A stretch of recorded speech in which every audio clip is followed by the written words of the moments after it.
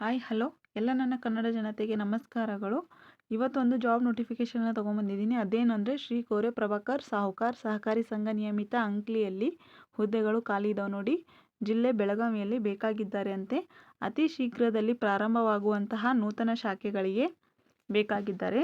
ಇಲ್ಲಿ ಏನು ಕೊಟ್ಟಿದ್ದಾರೆ ನೋಡಿ. ಬೆಳಗಾವಿ ಜಿಲ್ಲೆಯ ಚಿಕ್ಕೋಡಿ, ನಿಪ್ಪಾಣಿ, ರಾಯಬಾಗ್, ಗೋಕಾಕ್, ಹುಕ್ಕೇರಿ, ಕಾಗವಾಡ ಮತ್ತು ಅಥಣಿ ಈ ಜಿಲ್ಲೆ ಅಂದರೆ ಬೆಳಗಾವಿ ಜಿಲ್ಲೆಯಲ್ಲಿ ಇರುವಂತಹ ಈ ತಾಲೂಕುಗಳಲ್ಲಿ ಇರುವಂಥ ಅಭ್ಯರ್ಥಿಗಳಿಗೆ ಮಾತ್ರ ಈ ಜಾಬನ್ನು ಅಪ್ಲಿಕೇಶನ್ ಹಾಕೋಕ್ಕೆ ಅರ್ಹರಿದ್ದಾರೆ ಅಂತ ಕೊಟ್ಟಿದ್ದಾರೆ. ನೆಕ್ಸ್ಟು ಯಾವ್ಯಾವ ಹುದ್ದೆಗಳಿದ್ದಾವೆ ಅಂತ ನೋಡೋಣ ಬನ್ನಿ. ಹುದ್ದೆ ಶಾಖಾ ವ್ಯವಸ್ಥಾಪಕರು ಮತ್ತು ಗುಮಾಸ್ತ ಮತ್ತು ಸಿಪಾಯಿ ಈ 3 ಹುದ್ದೆಗಳು ಖಾಲಿ ಇದ್ದು, ಶಾಖಾ ವ್ಯವಸ್ಥಾಪಕರಿಗೆ ಏನು ಕ್ವಾಲಿಫಿಕೇಷನ್ ಕೇಳಿದ್ದಾರೆ ಅಂದರೆ BCom, BBA, MCom ಅಥವಾ MBA. ಅಂದರೆ ಈ 4 ಕ್ವಾಲಿಫಿಕೇಷನಲ್ಲಿ ನೀವು ಯಾವುದಾದ್ರೂ ಒಂದನ್ನು ಕಂಪ್ಲೀಟ್ ಮಾಡಿರಬೇಕಾಗಿರುತ್ತೆ.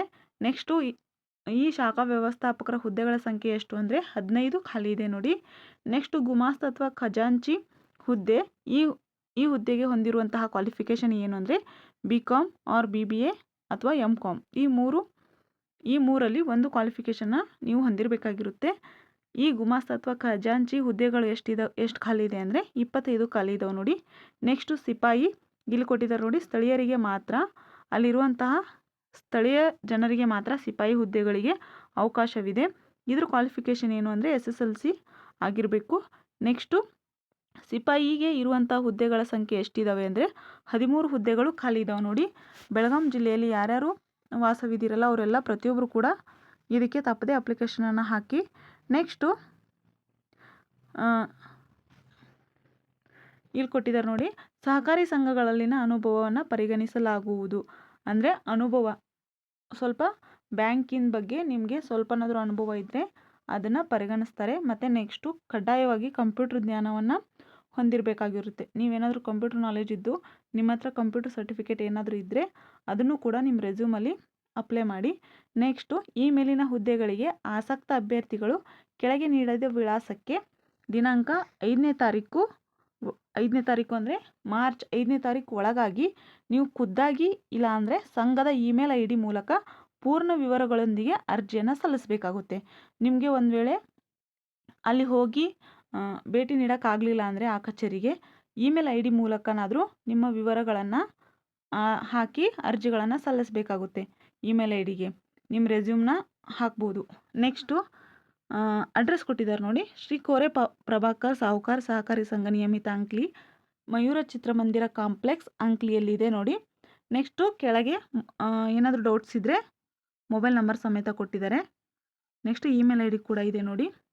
ಇದು ಇಮೇಲ್ ID. ನಿಮ್ಗೇನಾದರೂ ಎನಿ ಡೌಟ್ಸ್ ಇದ್ದರೆ ಈ ನಂಬರ್ಗೆ ಕಾಂಟ್ಯಾಕ್ಟ್ ಮಾಡಿ.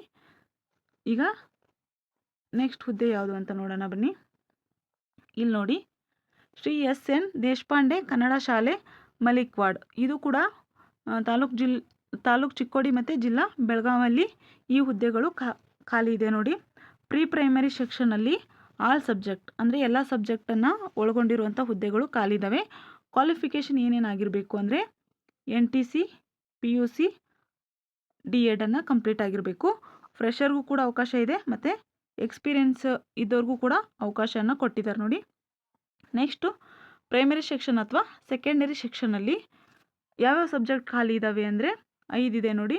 First one English, maths, science, Hindi ಮತ್ತು ಸೋಷಲ್ ಸೈನ್ಸು ಹುದ್ದೆಗಳು ಖಾಲಿ ಇದ್ದು, ಇದಕ್ಕೆ ಕೇಳಿರುವಂತಹ ಕ್ವಾಲಿಫಿಕೇಷನ್ ಏನೇನು ಅಂದರೆ ಇಂಗ್ಲೀಷ್ ಸಬ್ಜೆಕ್ಟಿಗೆ D.Ed ಆಗಿರಬೇಕು, ಇಲ್ಲಾಂದರೆ BA B.Ed ಆಗಿರಬೇಕು, ಇಲ್ಲಾಂದರೆ BSc B.Ed ಆಗಿರಬೇಕು, ಇಲ್ಲಾಂದರೆ ಎನಿ ಗ್ರ್ಯಾಜುಯೇಷನ್ ಇದ್ದವರು ಕೂಡ ಇದಕ್ಕೆ ಅಪ್ಲಿಕೇಶನನ್ನು ಹಾಕ್ಬೋದು.